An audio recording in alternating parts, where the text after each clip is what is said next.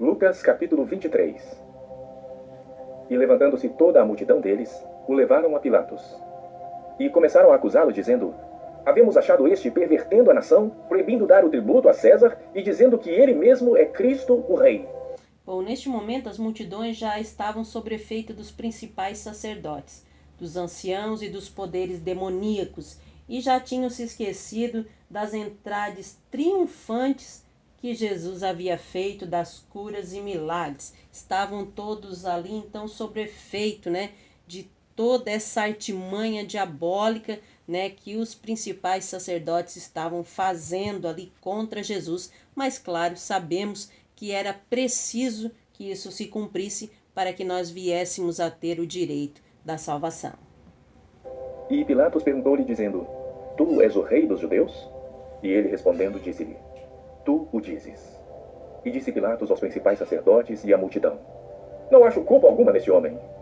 Mas eles insistiam cada vez mais, dizendo: Alvoroça o povo, ensinando por toda a Judéia, começando desde a Galileia até aqui. Então Pilatos, ouvindo falar da Galileia, perguntou se aquele homem era galileu. E, sabendo que era da jurisdição de Herodes, remeteu-o a Herodes, que também naqueles dias estava em Jerusalém.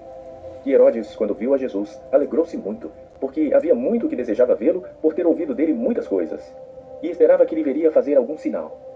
E interrogava-o com muitas palavras, mas ele nada lhe respondia. E estavam os principais sacerdotes e os escribas, acusando-o com grande veemência.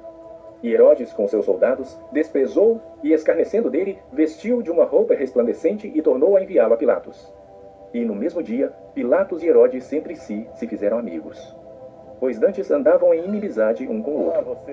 E convocando Pilatos os principais sacerdotes e os magistrados e o povo, disse-lhes: Haveis-me apresentado este homem como pervertedor do povo, e eis que, examinando-o na vossa presença, nenhuma culpa das de que o acusais acho neste homem. Nem mesmo a Herodes, porque a ele vos remeti, e eis que não tem feito coisa alguma digna de morte. Castigá-lo-ei, pois, e soltá-lo-ei. E era-lhe necessário soltar-lhes um pela festa. Mas toda a multidão clamou a uma, dizendo: Fora daqui com este, e solta-nos Barrabás! O qual fora lançado na prisão por causa de uma sedição feita na cidade e de um homicídio. Falou, pois, outra vez Pilatos, querendo soltar a Jesus. Mas eles clamavam em contrário, dizendo: Crucifica-o! Crucifica-o! Então ele, pela terceira vez, lhes disse: Mas que mal fez este? Não acho nele culpa alguma de morte. Castigá-lo-ei, pois, e soltá-lo-ei. Mas eles instavam com grandes gritos, pedindo que fosse crucificado. E os seus gritos e os dos principais sacerdotes prevaleciam. Então Pilatos julgou que devia fazer o que eles pediam. E soltou-lhes o que fora lançado na prisão por uma sedição e homicídio, que era o que pediam, mas entregou Jesus à vontade deles. E quando o iam levando, tomaram um certo Simão Cirineu que vinha do campo, e puseram-lhe a cruz às costas para que a levasse após Jesus. E seguiam grande multidão de povo e de mulheres, as quais batiam nos peitos e o lamentavam. Jesus, porém, voltando-se para elas, disse: Filhas de Jerusalém, não choreis por mim. Chorai antes por vós mesmas e por vossos filhos. Porque eis que hão de vir dias em que dirão: Bem-aventuradas as estéreis, e os ventres que não geraram, e os peitos que não amamentaram. Então começarão a dizer aos montes: Caí sobre nós, e aos outeiros: Cobri-nos. Porque se ao madeiro verde fazem isto, que se fará ao seco? E também conduziram outros dois que eram malfeitores, para com ele serem mortos. Bom, esses foram também testemunhas oculares de Jesus, Nós vamos ver aí um comentário agora. Fala dois malfeitores crucificados com Cristo. A Bíblia não fala um bom malfeitor, que seria até uma contradição, e um mau malfeitor, que seria uma redundância. Não é assim que a Bíblia fala. Diz que os dois estavam crucificados. Agora, será que pelas leituras da Bíblia e da língua original dá para ter uma ideia de como seria a biografia desse suposto bom ladrão cognominado Dimas? Bom, vamos à língua grega na qual foi escrita o Novo Testamento. Bom, porque aqui, geralmente as pessoas falam que tinha o bom e o mau ladrão, E aqui ele vai explicar que não tinha bom ladrão, Não tinha um bom malfeitor. Eles eram malfeitores, Eu vou deixar ele explicar aqui para você entender melhor. Existem três palavras em grego, a língua na qual foi escrito o Novo Testamento, para se referir a ladrões, malfeitores ou qualquer pessoa que quebra uma lei. A primeira palavra é a palavra kleptes.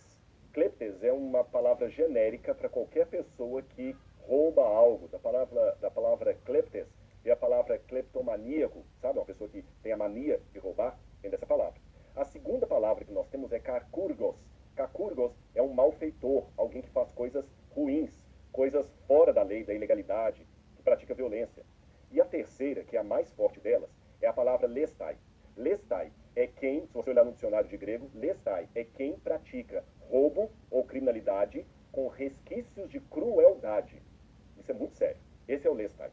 Agora que você já sabe o sentido dessas três palavras em grego, kleptes, kakurgos e lestai, ladrão no sentido genérico, aquele que rouba com violência e aquele que além da violência usa requintes de crueldade, você pode entender um pouquinho qual seria a categoria desse ladrão na cruz. Em primeiro lugar, o Evangelho de Lucas fala que um dos malfeitores, aqui ele chama aqueles homens que praticaram ilegalidade de kakurgos, aquele que praticou maldades, malfeitores. Porém, quando nós vamos ao Evangelho de Mateus, nós vamos perceber algo interessante. Mateus já diz algo bem diferente sobre os ladrões na cruz. Eu vou ler para você aqui, olha. Mateus capítulo 27, versículo 44, diz assim: também os ladrões que haviam sido crucificados com ele o insultavam. Opa, isso aqui já mudou um pouco a nossa visão romântica de Dimas, o bom ladrão. Porque a Bíblia não se contradiz. Se Lucas fala que um deles se arrependeu, porém Mateus fala que os dois insultavam Jesus, como é que eu posso harmonizar essas duas passagens da Bíblia sem dizer que Mateus estava certo e Lucas estava errado, ou que Lucas estava certo e Mateus estava errado? É simples. No começo, os dois insultaram Jesus. Os dois blasfemaram contra Jesus. Tanto o chamado mau ladrão, como o dito bom ladrão. Depois, quando os eventos foram ali acontecendo nos minutos seguintes, é que um deles acabou mudando de ideia, metanoia em grego, mudar de ideia, se convertendo e suplicando misericórdia da parte de Jesus. Mas aquele que pede Jesus para lembrar-se dele quando fosse ao seu reino, também blasfemou de Jesus no começo. E outra coisa que me chama a atenção é que no Evangelho de Mateus, eles são chamados não de malfeitores, mas de lestai. Quando Mateus fala, também os ladrões que haviam sido crucificados o insultavam, Mateus não os chamam de kleptes. Não eram ladrões no sentido genérico. Mateus os chama de lestai. E lembra que eu falei com vocês que lestai é aquele tipo de ladrão que rouba usando violência e requintes de crueldade. E, de acordo com a história que nós temos da época, os lestai eram um braço de outro tipo de movimento rebelde dos judeus, os sícaros, ou sicários, que eles tinham esse nome porque usavam uma pequena espada, como se fosse um punhal, e matavam as pessoas, às vezes, numa multidão. Ele chegava, puxava o punhal, matava a pessoa, colocava o punhal e saía. Havia muito esse tipo de gente. E eles eram tão sanguinários, eles tinham um ódio tão grande de Roma, porque eles tinham uma política também de se rebelar contra os romanos. E quem não se ajuntasse à sua guerra civil, eles matavam, eles torturavam. Por exemplo, existe um relato da época do Novo Testamento que esse grupo chegou a matar 700 mulheres e crianças na região do Engedi, apenas porque a vila que ali estava não aceitou participar com eles na revolução contra Roma. Quando Jerusalém foi cercada pelos romanos, ali no ano 70, esse grupo também colocou fogo nos armazéns de comida apenas para que obrigasse a população, pela fome, a fazer guerra contra os romanos. Perceberam? Eles pensavam que a população estava com medo e não queria guerrear. Então, para obrigar a população a participar da guerra, eles mesmos queimaram os estoques de comida para dizerem, agora vocês vão ter que participar da guerra, senão vocês vão morrer de fome. Esses eram o grupo dos lestai. E para fechar esse comentário aqui, o que me chama a atenção é que se eu for a João capítulo 18, verso 40, eu tenho uma informação ainda mais interessante. João capítulo 18, versículo 40, diz justamente que quando as pessoas queriam Barrabás ao invés de Jesus, diz que a multidão falava o seguinte: então todos gritaram novamente, não este, mas Barrabás. Ora, Barrabás era salteador.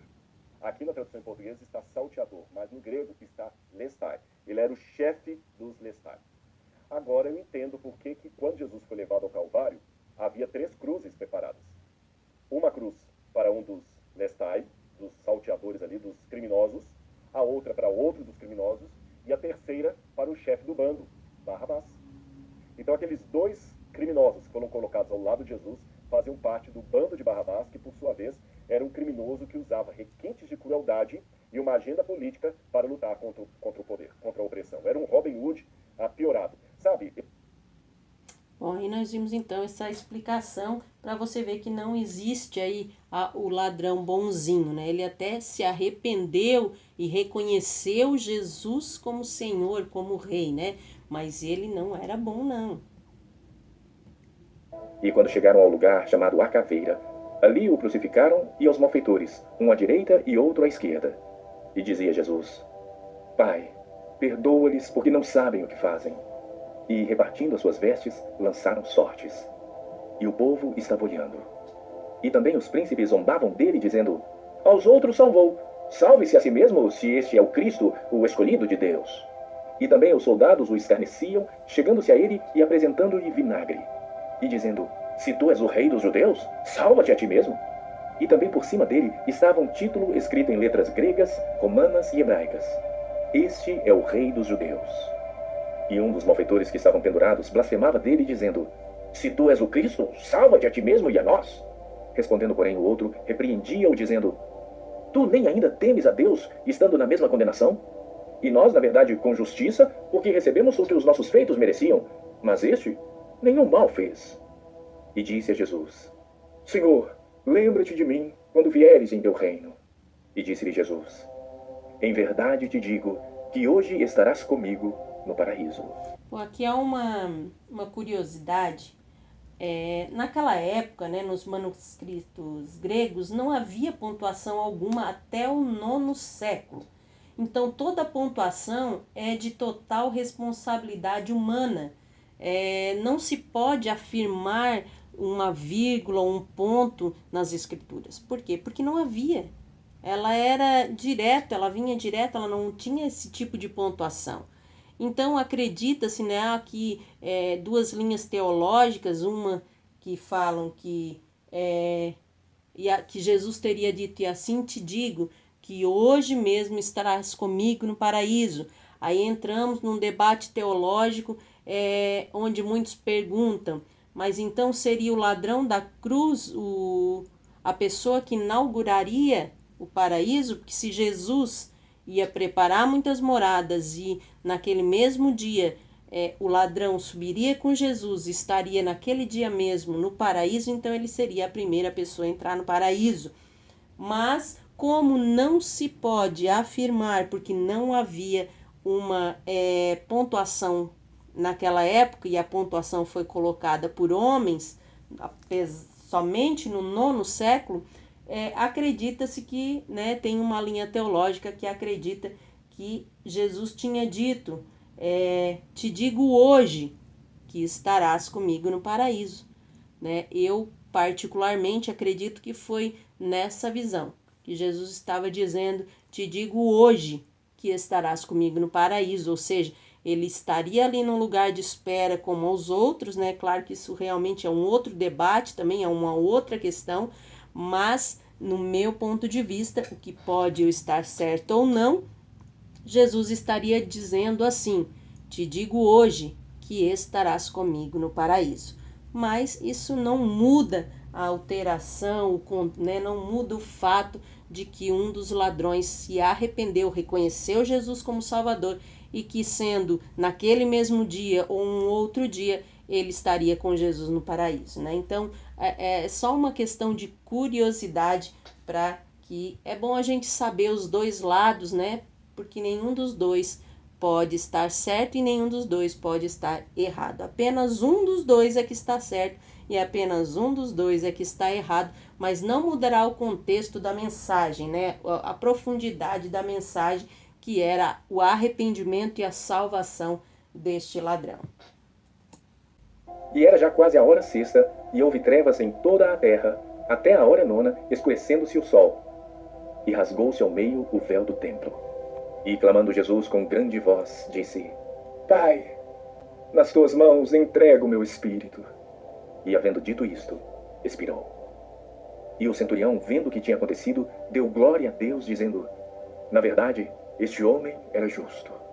E toda a multidão que se ajuntara a este espetáculo, vendo o que havia acontecido, voltava batendo nos peitos. E todos os seus conhecidos, e as mulheres que juntamente o haviam seguido desde a Galileia, estavam de longe vendo essas coisas. E eis que um homem por nome José, senador, homem de bem e justo, que não tinha consentido no conselho e nos atos dos outros, de Arimateia, cidade dos judeus, e que também esperava ele o reino de Deus, esse, chegando a Pilatos, pediu o corpo de Jesus. E, havendo-o tirado, envolveu-o num lenço e pô-lo num sepulcro escavado numa penha, onde ninguém ainda havia sido posto. E era o dia da preparação, e amanhecia o sábado. E as mulheres que tinham vindo com ele da Galileia seguiram também e viram o sepulcro e como foi posto o seu corpo. E, voltando elas, prepararam especiarias e ungüentos. E no sábado repousaram, conforme o mandamento. Bom, queremos encerrar este capítulo desejando que Deus abençoe a sua casa, a sua vida, a sua família, a sua saúde, o seu ministério, em nome de Jesus.